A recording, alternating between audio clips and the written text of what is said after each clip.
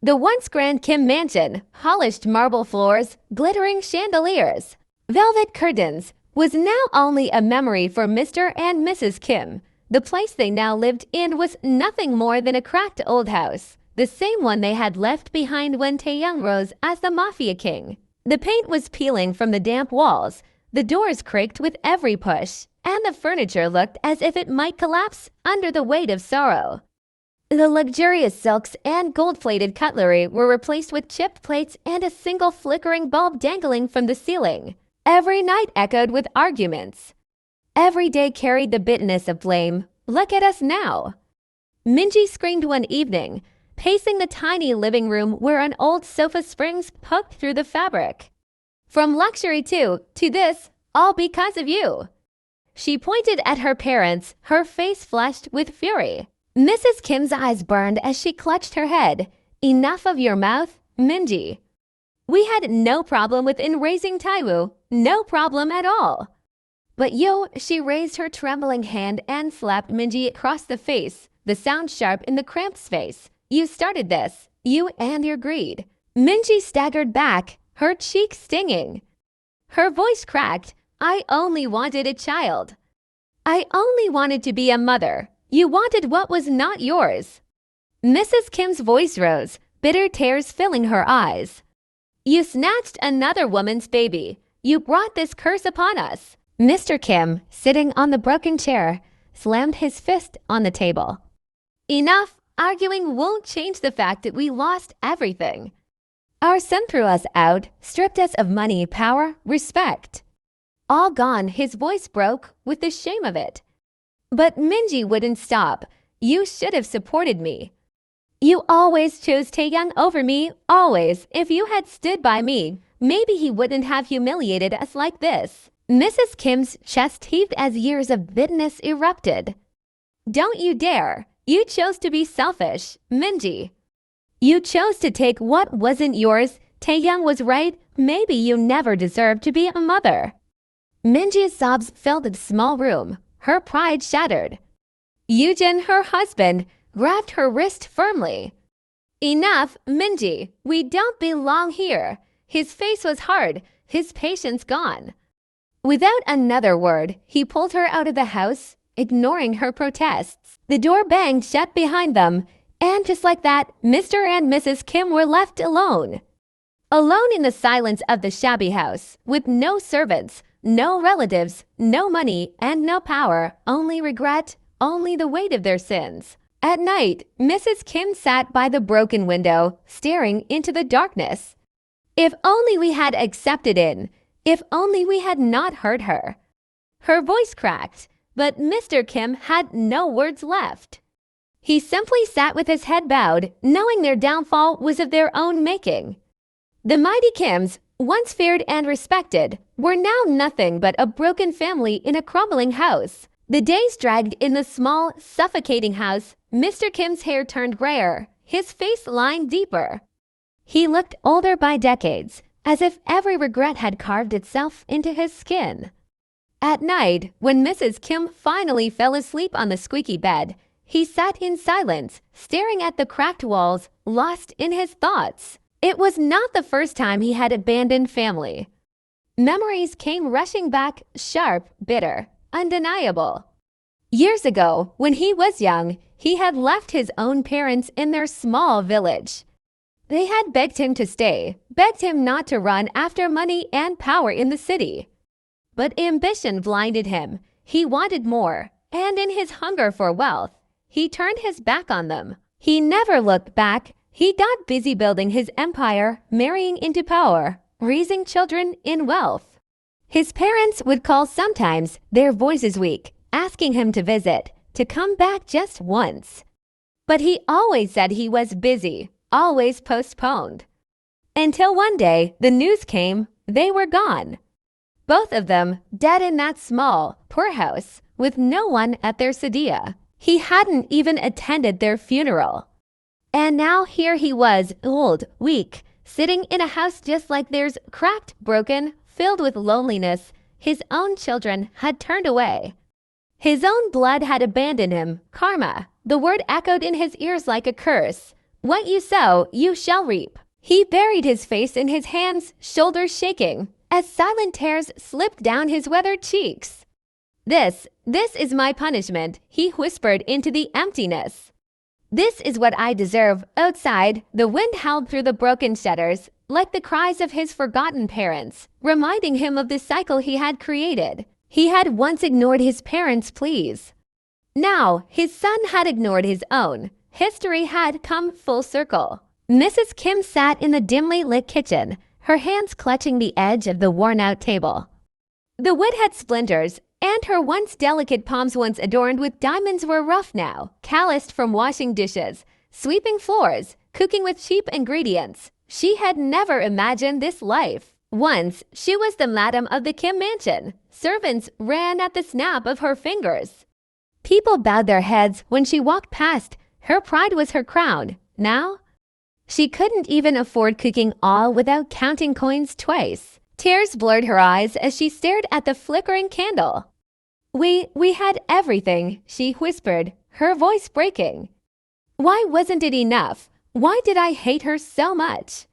Her mind dragged her back to every moment she had insulted in, the cutting words, the disapproving glances, the way she let Minji manipulate everything. I could have embraced her. I could have protected her. I could have held my grandson in my arms as a blessing. Her sobs grew louder, but I ruined everything. In the corner of the room, Mr. Kim sat silently, listening. His heart ached at her words, but his guilt was heavier, darker. You were blinded by pride, he finally said, his voice hollow. And I was blinded by greed. We destroyed our family with our own hands. Mrs. Kim shook her head, tears streaming. And now our son, our only son, he has no parents. We don't exist for him anymore. Her shoulders shook violently. For the first time, her pride shattered completely. She wasn't the Madam Kim anymore, not the mafia matriarch, not even a respected mother.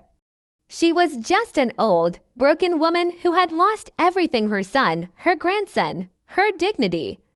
In the silence that followed, only the sound of her sobs and Mr. Kim's deep, weary sighs filled the night. The mighty Kims had fallen, and this time, there was no one to pick them up. Minji sat on the edge of the bed in Yujin's modest apartment, her eyes hollow. The silky gowns, the diamond jewelry, the perfume bottles, all gone. Now she wore simple cotton clothes, her hair tied loosely, her face pale without makeup. Yujin walked past her, adjusting his tie in the cracked mirror, not sparing her a glance. Are you not going to eat? She asked softly, her voice trembling. I'll eat outside, he replied flatly, slipping on his watch. Her heart twisted. He never used to ignore her. Once she was his princess, the sister of the Mafia king. He had looked at her with awe, with pride. But now she was just a burden. And it wasn't just Yujin. His parents, who once treated her with fake respect, had dropped their masks. His mother scowled every time she saw Minji. No money, no child. What did my son marry you for? She muttered one afternoon, loud enough for Minji to hear.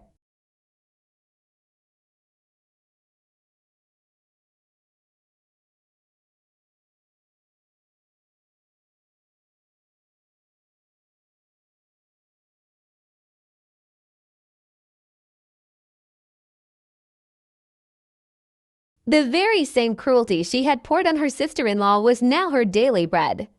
She sat alone at night, replaying every moment she had stolen Taehyung from In, the way she had smiled sweetly while planning betrayal, the way she had justified it all because of her infertility. And now here she was, no power, no wealth, no child, no respect. Tears streamed down her face as she curled up on the cold bed. The weight of her sins pressed down until she could hardly breathe. What she had done to In was now happening to her, magnified, merciless. Karma had found her too. The night was heavy, the air thick with silence. Minji sat on the floor of Yujin's room, her knees pulled to her chest, her eyes swollen from crying. She had heard the whispers, Yujin's mother suggesting he should remarry. His friends mocking him for having a wife who couldn't give him a child. A wife with no dowry, no power, no name left. When Yujin entered, loosening his tie, Minji rushed to him, falling to her knees. "Yujin, please," her voice cracked, her hands clutching his wrist desperately. "Don't leave me. I have nothing left but you." He looked down at her, his expression stone. "Nothing left. You said it yourself." He pulled his wrist away. "You can't give me a child. You can't give me comfort. And without Taehyung's name, you can't give me status. What exactly are you, Minji?" Her chest tightened, the words stabbing like knives. She shook her head violently. "Don't say that. I can change. I can try again. I'll do anything. Just don't throw me away like trash." Yujin laughed bitterly, his voice dripping with contempt. "Isn't this what you did to it? You made her beg, made her cry for her child, treated her like dirt under your feet. Now you want mercy." Minji's lips trembled. She remembered In's tears, the way she had looked down on her with cold pride. Now she was in the same position, kneeling, begging, humiliated. I was wrong," she sobbed, clutching his leg. "I was so wrong. Please, Yujin. Don't leave me alone. I'll die without you." He stepped back, shaking her off. "Then die. Because I'm done living in your misery." Minji collapsed on the floor, her cries echoing in the small room. Her once perfect world was gone, replaced with emptiness, loneliness, and the bitter taste of her own sins.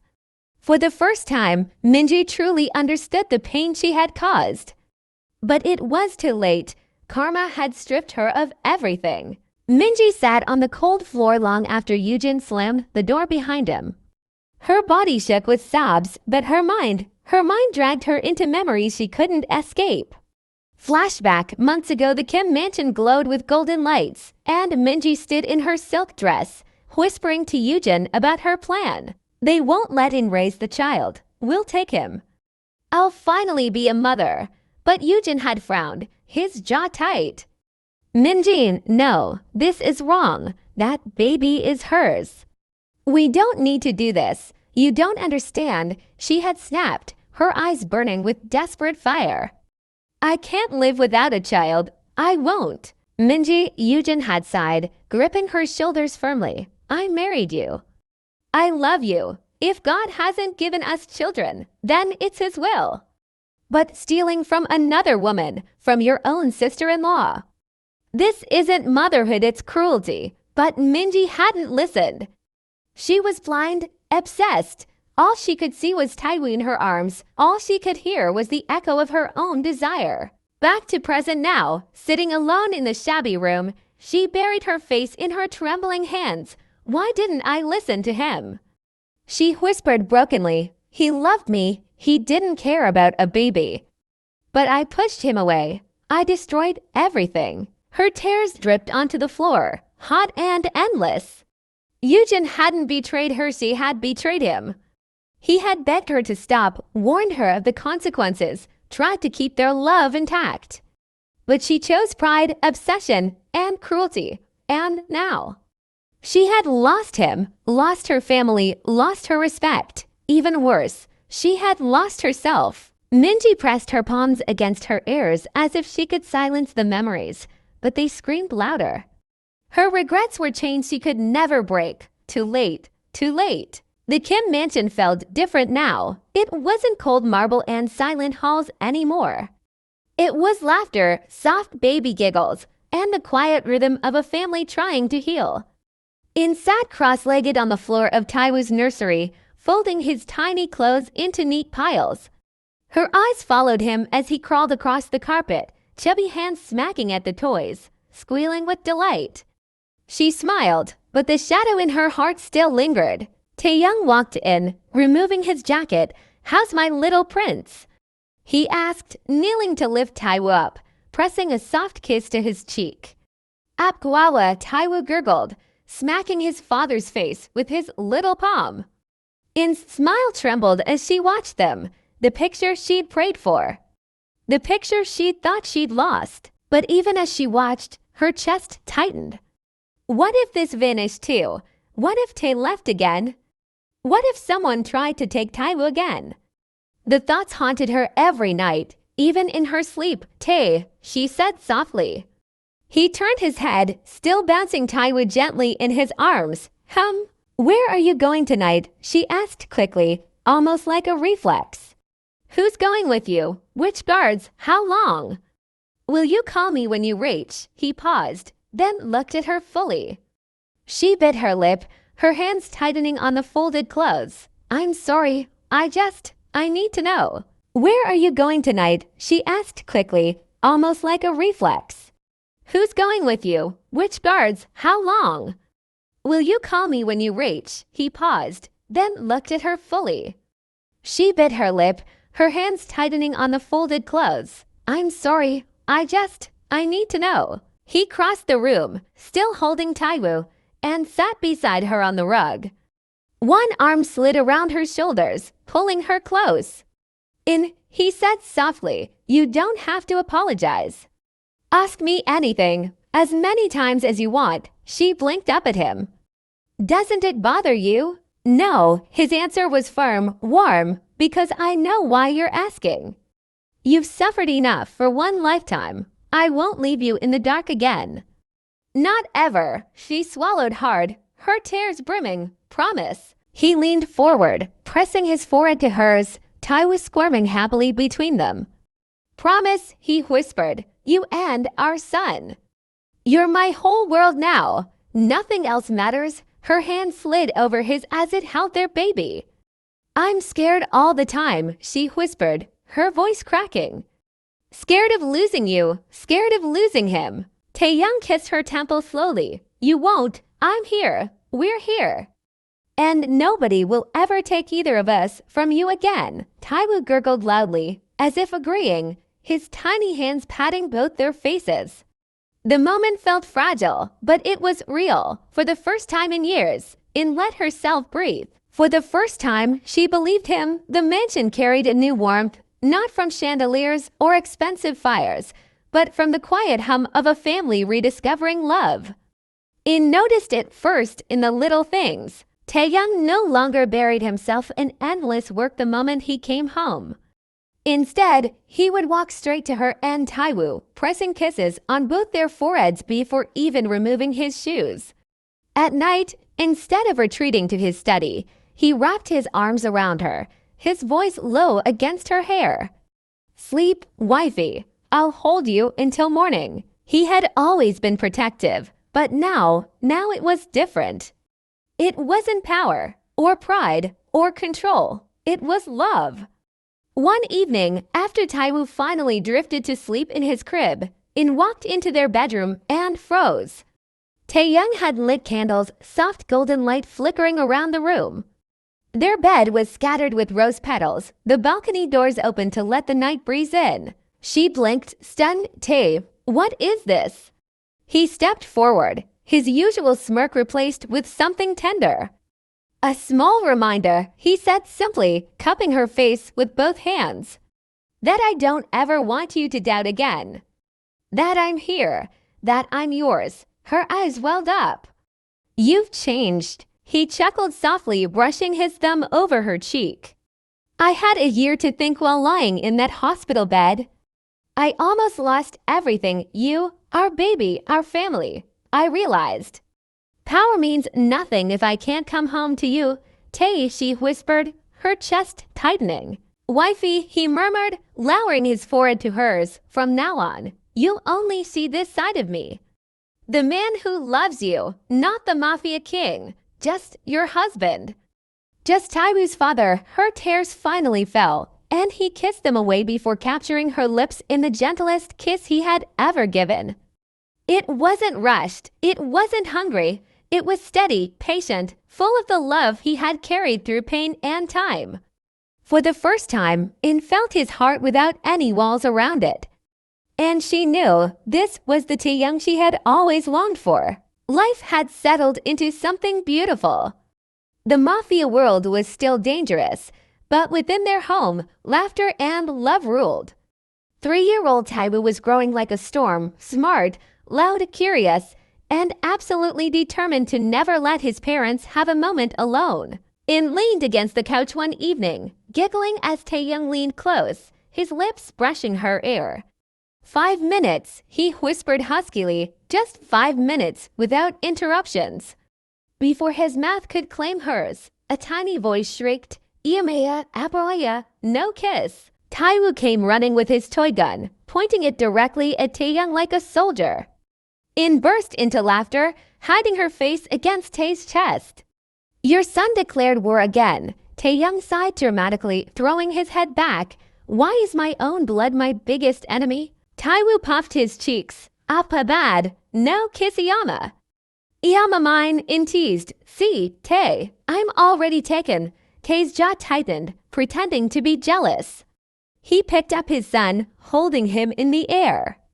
"Anti-romance enemy. Ha, you think you can steal my wife?" Taehyung squealed, laughing loudly as Tae tickled him mercilessly, and clapped, enjoying their chaos. Hours later, when Taehyung finally fell asleep, Tae carried him to his crib, making sure he was tucked in. But as soon as they returned to their room, his eyes turned dark, that dangerous heat In knew too well. "Now," he said, locking the door behind him, "about all those interruptions." In's cheeks flushed. Tae, he pushed her gently onto the bed, caging her in with his body. His smirk was sinful. "Hot punishment," he whispered against her lips, his voice low and commanding, "for laughing at my misery." The night stretched long and heavy, their muffled laughter and breathy whispers hidden under the veil of the dark, keeping it low, because just a few doors away their little enemy was sleeping soundly. And by dawn, Taehyung made sure his wife remembered every bit of his punishment.